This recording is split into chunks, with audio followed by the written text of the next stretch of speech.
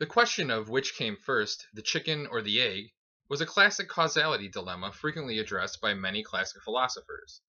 Since a chicken arises from an egg, but eggs that produce chickens are only produced by existing chickens, this created a circular cause and effect paradox.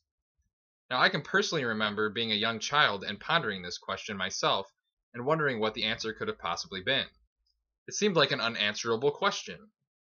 So what is the answer to our classical philosophical dilemma? Well, the theory of evolution, supported by copious amounts of empirical evidence, gives us the story that the egg came before the chicken. We now know that birds evolved from reptilian ancestors, and reptiles were the first to produce eggshells, which allowed for reproduction outside of wet or moist environments. The eggshell protected the developing embryo from desiccation. Also, the evidence for avian evolution from reptilian ancestors is plentiful. There are fossilized transitional forms like Anchiornis and Archaeopteryx, which demonstrate the emergence of feathers in transitional forms. There are also many clues from comparative anatomy and behavior. I've linked to a quick list of some of these traits in the video description. The article is titled 10 Ways to See the Dinosaur in a Bird. Interestingly, there are even a few egg-laying mammalian species still in existence, known as monotremes.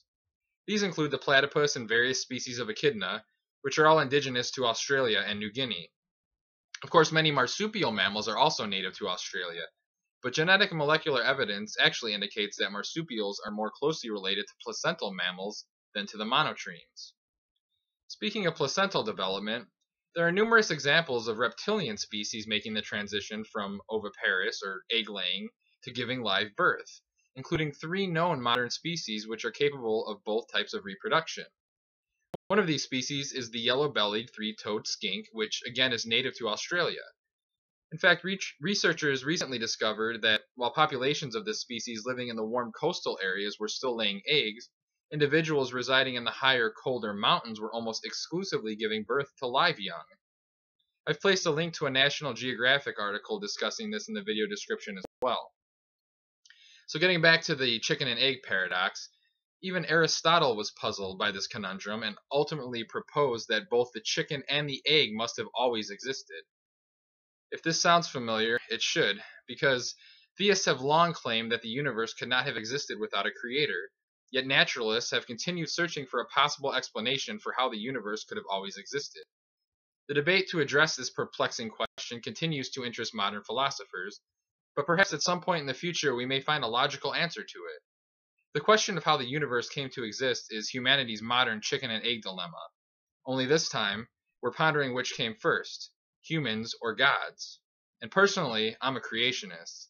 Yep, I believe that man created God. I'm Prototype Atheist. Thanks for watching my video, everybody. Please be sure to like it and share it if you enjoyed it, and subscribe if you haven't done so already. And don't forget to join me and my fellow atheists every Sunday night at 9 p.m. Eastern for the Reason Secular Roundtable discussion. Last but not least, remember that when debating with theists to keep calm, it seems legit.